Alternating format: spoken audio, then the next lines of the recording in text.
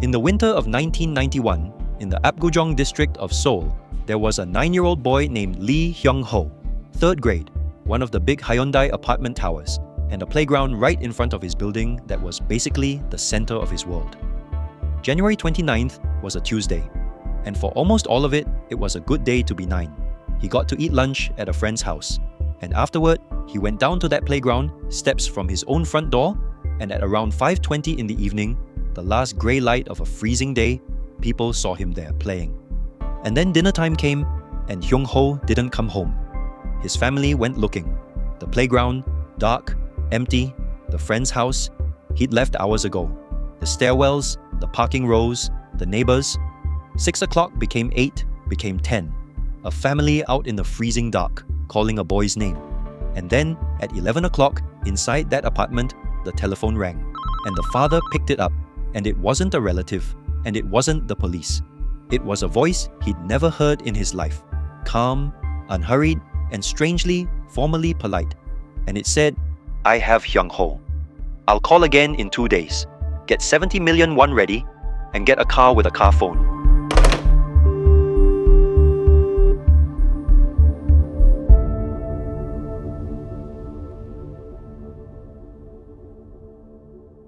으로부터 첫 번째 협박 전화가 걸려왔습니다.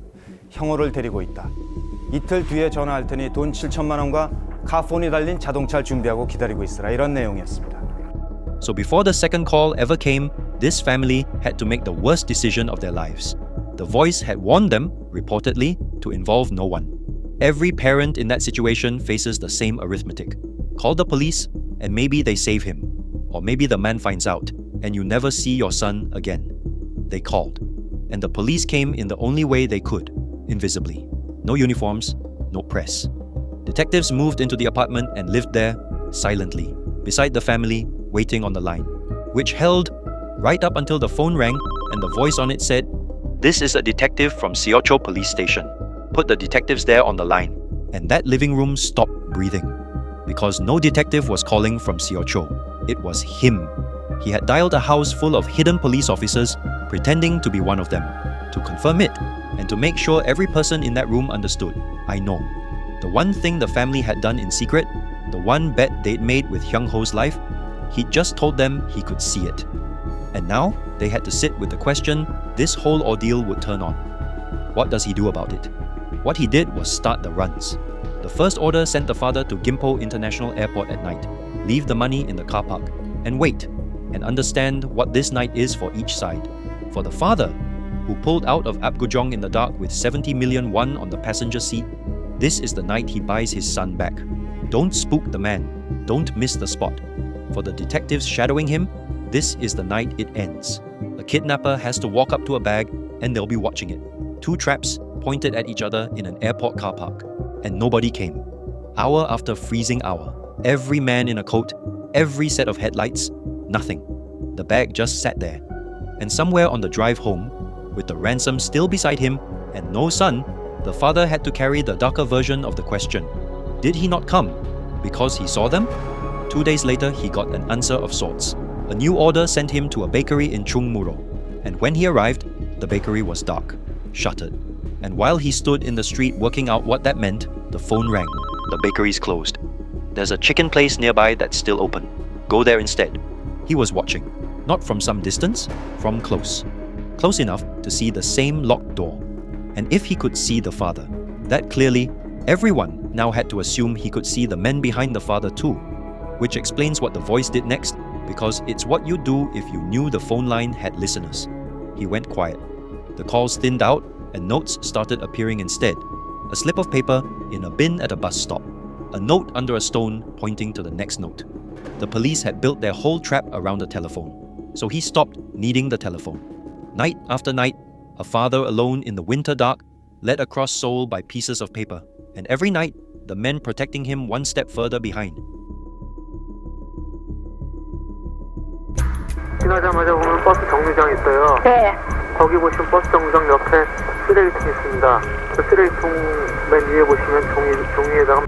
Then, on February 13th, take the 88 expressway to a bridge called Seoul Bridge. Underneath it, there's a steel box and a note under a stone. Understand that this is the last time. The last time. 16 days of this, and the man had just put an expiry on it. And so the police went all in. The bag that went into the car that night was bait, a thin layer of real money over a bundle of fakes. And when the note under the stone pointed to the endgame, the south bank of the Han River by the Yanghua Bridge, detectives buried themselves along that dark riverbank before the father ever walked down it. Black water on one side, the expressway humming above, a man setting his son's ransom down on the stones and forcing himself to turn around and leave it. And for the first time in this entire case, the ghost now had to become a body. At a place they knew. At a time they knew. All anyone had to do was watch one bag. And somewhere in those hours in the dark, he came. He picked up the bag. And he walked away. Nobody saw him arrive. Nobody stopped him. At some point, the watchers were simply staring at empty stones. The one moment in 34 years when anybody knew exactly where this man would be. And he walked into a police stakeout, collected his money, and passed back out through it like weather. To this day, nobody can explain it. People still argue about whether he came along the water or whether he was ever alone at all. Because on the tapes, more than once, the man had said we. And then the phone rang one last time. The voice, courteous to the end, and you can hear it, enjoying itself, said, "It's full of counterfeit notes. I'll take that to mean you don't want your son back." Click. Silence. 형은 죽기를 바라죠. 형을 위하시는 게 아니지 않습니까? 오늘이 마지막인 줄 아십시오. But the police had one trap left and it was already armed. The voice had also demanded money into bank accounts. Accounts under invented names because in 1991 Korea a bank would let you do that. No ID, no cameras, no trace. The police had flagged those accounts and sat on them. And a few days later, at a branch on the far side of the city, the flag fired. A man was standing at the counter right then, withdrawing that money. A real man with a real face, feet from a teller. And they lost him. By the time anyone moved, he'd sensed it and walked, gone into the street. The police called it what it was, a botched arrest. He never touched the accounts again. And the only thing that moment left behind was one bank clerk's memory of a face. Hold on to that, because it's all there will ever be. Then, nothing. The telephone that had owned this family for 16 days went silent. Days, weeks, they would have given anything for it to ring. On March 13th, 43 days after the playground, a body was found in a drainage culvert on the bank of the Han River. A low concrete tunnel the local kids called the Rabbit Hole. It was Hyung Ho. Still in the clothes he'd vanished in, his hands were bound, his nose and mouth were taped. That culvert was about 10 minutes from his family's front door. And then came the autopsy, and the finding that detonates under everything you've just watched. Remember the good part of that Tuesday? Lunch at a friend's house? When the examiners opened his stomach, 43 days later, that lunch was still there, undigested. Digestion stops when life stops. Hyung Ho was killed within hours of being taken. Before the first phone call, "I have Hyung Ho." He didn't have Hyung Ho, nobody did. Not by 11 o'clock that first night. Now run it back. The car phone demanded for a boy who was already gone. The traps at the airport, the bakery, the riverbank. 16 days of a negotiation in which one side was negotiating for nothing and knew it. A father driving through the freezing dark believing every night that he was one careful hour away from a son who no longer existed. And that gentle line on the tape, "It seems you have no wish to keep the child alive," spoken by the man who had already taken it. So, there was never a rescue to win. There was only ever one thing left to win, and Korea knew it, his name. And here's what makes the second half of this story its own kind of thriller. The hunt came with a clock. Under Korean law in 1991, even murder expired. 15 years. Name him by January 2006, or he wins forever. They bet everything on the one piece of him they had. 280,000 flyers went up with a sketch, drawn from that one bank clerk's few seconds.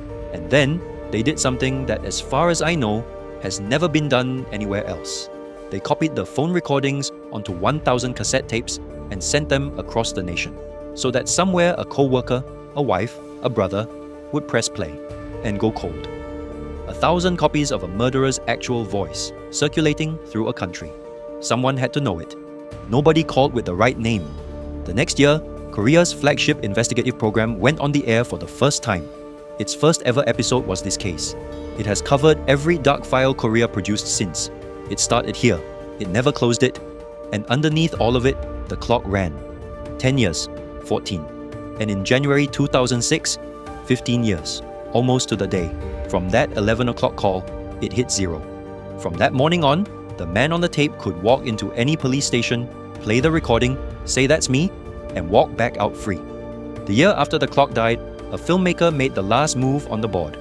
Park Jin-pyo made a feature film of this case, Voice of a Murderer, and he cast one of the biggest stars in the country as the kidnapper and never once showed his face. 2 hours, the killer is only a voice. 3 million people bought tickets, and when the credits rolled, the film stopped being a film. Through every cinema's speakers, it played the real recordings. The actual calls over a wanted notice for a man who could no longer even be charged. The only sentence left to give him was being known. And somewhere in those 3 million seats, you have to assume, sat someone who had worked beside him, poured him a drink, maybe loved him. Nobody came forward? Today, the tape sits at Korea's National Forensic Service. 1 hour, 25 minutes, and 6 seconds of him. That's all of him there has ever been. And in May of 2025, engineers used AI to age that voice. What would he sound like now as an old man? And played it on national television. The researcher leading the work said, "We must not give up now." And on that broadcast, 34 years after the playground, sat Hyung-ho's father, elderly now and still unnamed, because in 35 years, the Korean press has never once printed his name. He told the country that for years after his son died, he carried a Walkman everywhere he went. And on it, the voice. The man who murdered his son, kept in a coat pocket, listened to over and over, so that if he ever passed him in a market, on a bus, in a crowd, he would know him. And he said that even now, he thinks of himself as the guilty one.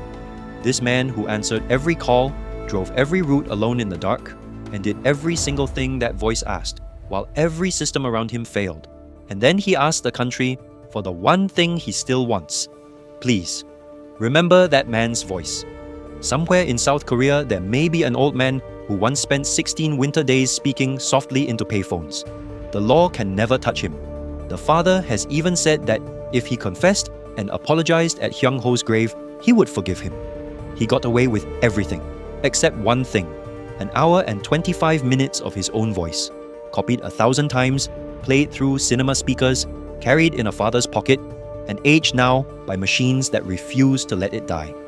The only thing on this earth still hunting him is the sound of himself.